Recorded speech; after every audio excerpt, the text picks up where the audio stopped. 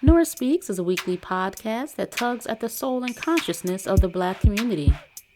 With show topics such as youth empowerment, education, women's impact, and civic engagement, Nora Speaks challenges the listener to not only join the movement, but be the movement.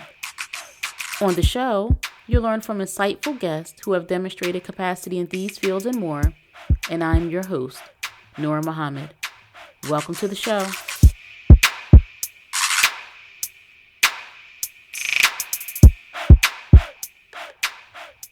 Cowardice asks the question, is it safe? Expediency asks the question, is it politic? Vanity asks the question, is it popular? But conscience asks the question, is it right? And on some positions,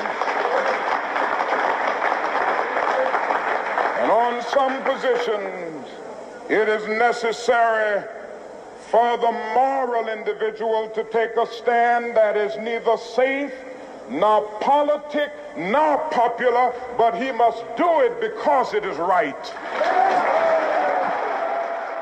Welcome to another episode of the Nora Speaks podcast, and I am your host, Nora Muhammad.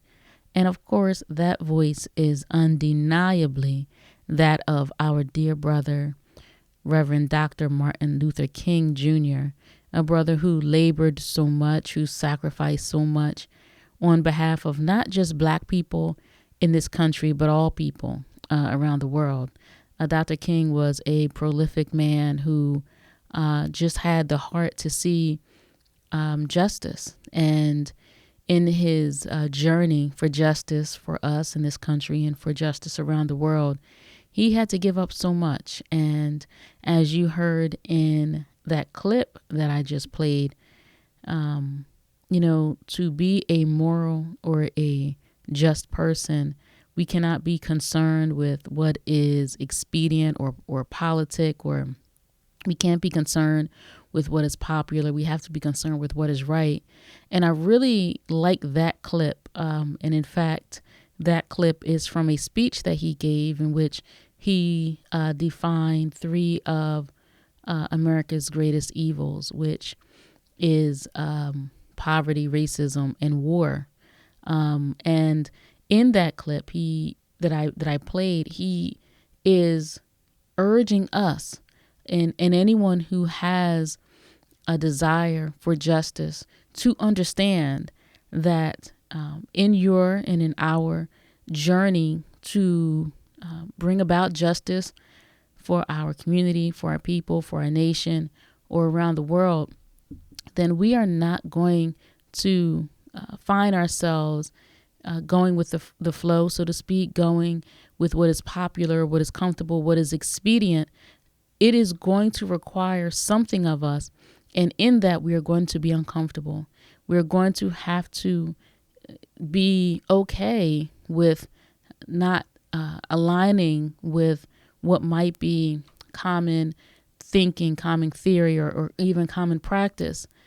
And so as we are celebrating the legacy and the life of Dr. King, and as so many of us are partaking in the Day of Service in honor of this wonderful man, I encourage us to not forget what it was that our brother was fighting for. I don't want us to forget what it was that our brother sacrificed so much for and what he was working on behalf of. In this day of service, it is for us to get together with our community or different communities and to, in some way, they say it's not a day off, it's a day on, and it's a day of service.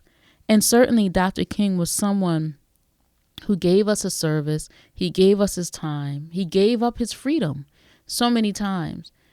However, Dr. King wanted more than us just to get out of our homes and make an impact in our local communities.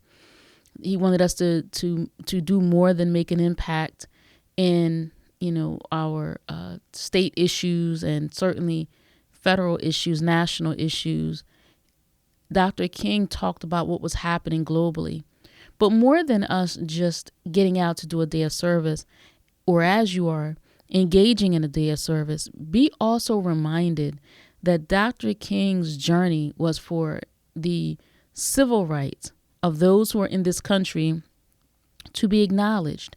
And he wanted this even at a time when our human rights were not being acknowledged in this country, referring to Black people in America. And in fact, as he protested and talked about his disagreement with America's involvement in Vietnam, even the human rights of the Vietnamese people and those men and, well, not just women, but those men specifically who were in the military, who were going to Vietnam to engage in a war that he believed was not a war that this nation and this nation's citizens should have been risking their lives and or taking the lives of other people. So Dr. King was someone who was interested in the rights and the liberties and the freedoms and the pursuit of happiness in general for all people all around the world. And in his later years, and we don't always hear speeches resonate during this time of the year from his later years, 67, 66, 68, we don't hear those speeches as often as we hear I Have a Dream. And if anyone's heard Dr. King speak, of course, he is a profound speaker. He was a profound reverend in his preaching. However, we also, if we track his language and we track his interviews, we can see an evolution of sorts. We can see his ideology shifting to one of recognizing the flaws that this nation has had, that has led this nation down a course that is going to have or cause an eventual reckoning. And so he was appealing to the higher sentiments of those in this nation and those who govern this nation, and specifically in this speech talking about war and poverty and racism. And so Dr. King's message wasn't just one, we like to, I think about how Dr. King in so many ways has been kind of redefined, or he's been defined for us, much like in the religious world, Jesus has been defined for us. We like to think of Jesus as just love, and loving everybody. But Jesus also said that you would have to love one and hate the other. And so Jesus is not just one-dimensional, talking about love, and certainly he was someone of love, but Jesus also recognized that to follow him, then you would have to hate your mother or your sister or your wife or your daughter. That too is in the scriptures. And so with Dr. King, we have to understand, if we really want to honor him and honor his legacy and honor his memory, honor his sacrifice, then we have to look at the fullness of this man. And this man wasn't just one who was a man who wanted to see little black boys and little white boys, little black girls and little white girls going into school together or walking holding hand and having a bond of unity among the races. But Dr. King also wanted justice. And he recognized that justice is something that is often sought for or often sought after, but very hard to attain. And he recognized that there's not just systems in place, but there are people who govern and protect the systems that are in place to create an environment of injustice. And in honoring him, I want us to not be kind of lulled to sleep in this day of love, of service, and doing great things in your community in this one day. That isn't what Dr. King talked about in his last speech. In his last speech, Dr. King talked about pooling our resources in black banks. Dr. King talked about withholding our resources, talking about money, withholding our resources from companies that weren't giving our men and women equal pay, that weren't doing justice by us. So he actually had an action plan. He wasn't just someone that was philosophizing and giving us great speeches just to move us emotionally. He was trying to move us to action. And so as we are in our day of activity of service, remember the fullness of him, and remember that he was somebody who put it out on the front line. See, now we can be comfortable. We can say, well, Dr. King, he worked so hard and he gave up so much. And, ultimately he gave his life for justice. Well, his life was taken, number one. And number two, he gave his life in terms of his service. And, he could have been just a preacher that was in the pulpit, and his work didn't move beyond the pulpit. But certainly his work was one across this nation so that men and women can have just a fair shot at raising their families without the harshness that was produced by the racist system. And so he certainly did give up his life. He didn't live a very, what we might say, a comfortable lifestyle, knowing that his family was under threat, knowing that he himself was under threat, knowing that the government was surveilling him, and the government had him under constant observation. So that isn't something, a very pleasant life. And so we can say that he gave his life, but he was giving so much so that he could be our leader to help us to speak up and speak out for ourselves based on the injustice that we were then receiving. And even today, the same injustices that Dr. King was talking about, the racism, the poverty, and the war, the militarism, as he described it in this speech, all of that still exists today. So we lost our dear brother, but we did not gain. We did not gain what it was that he was working so hard for on our behalf. We did not gain that. And Dr. King was, he's an example of so much.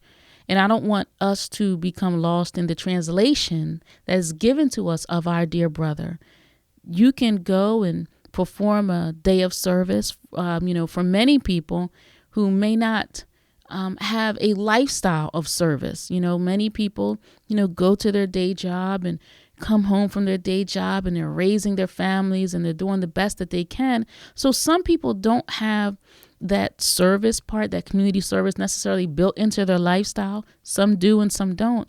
But as you are giving a day of service, and whether you're doing community cleanups, whether you're doing something for the needy, the unfortunate, in honor of Dr. King, don't forget he was fighting for justice.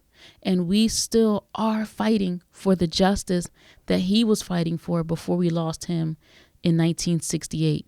So I don't want us to just fall asleep. I want us to not just remember this man as someone who was a great figure from the past tense. Remember him as someone who was a figure who was laboring to produce the justice and the acknowledgement of our civil rights, most of which we are still looking for today.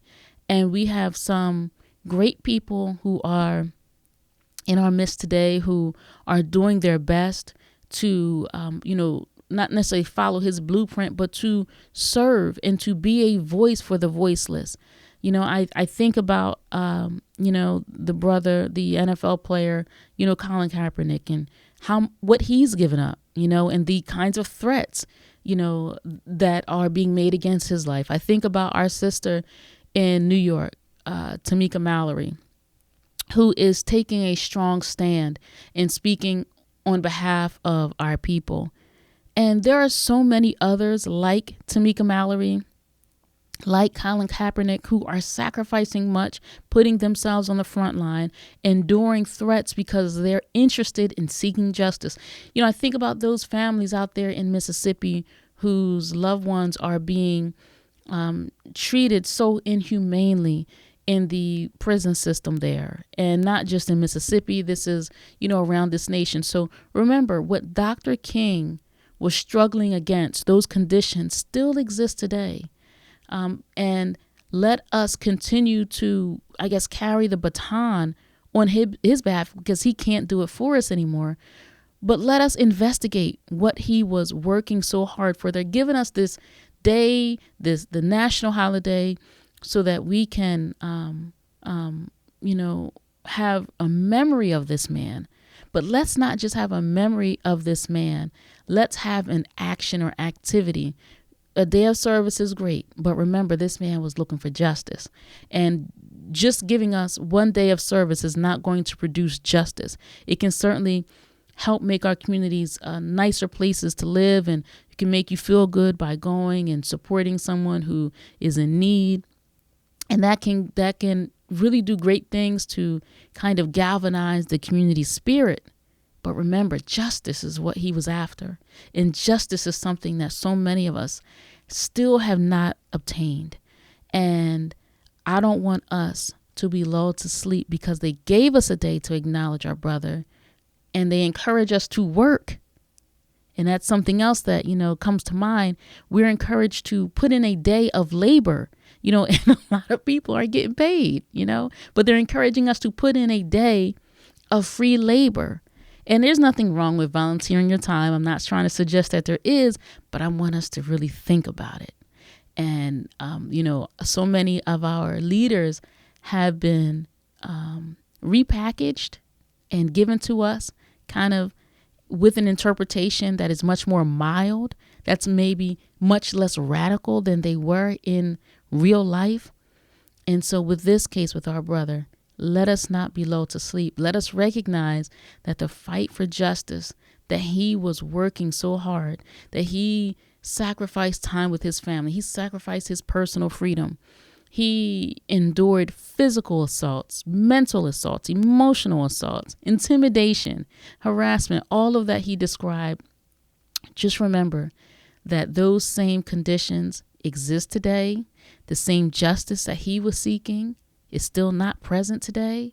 So let us keep working towards justice. Let us keep fighting for justice and being just to ourselves and being just to others, and then giving our voices and pushing those who are in power, pushing them and agitating their systems of injustice, letting them know that we are not okay with this. We recognize that there are still systems of injustice, and we are going to continue speaking out.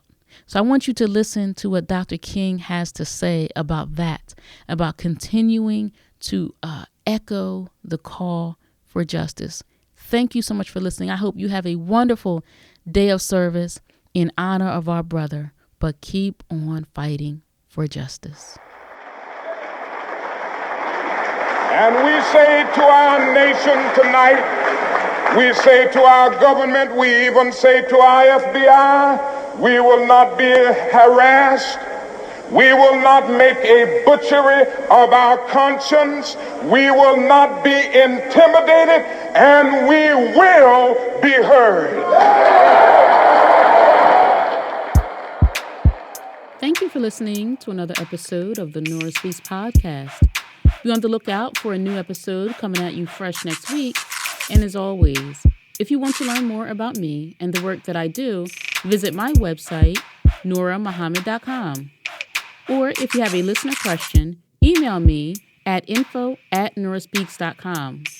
You can also follow the Nora Speaks podcast on Facebook, Instagram, and Twitter at Nora Speaks Podcast.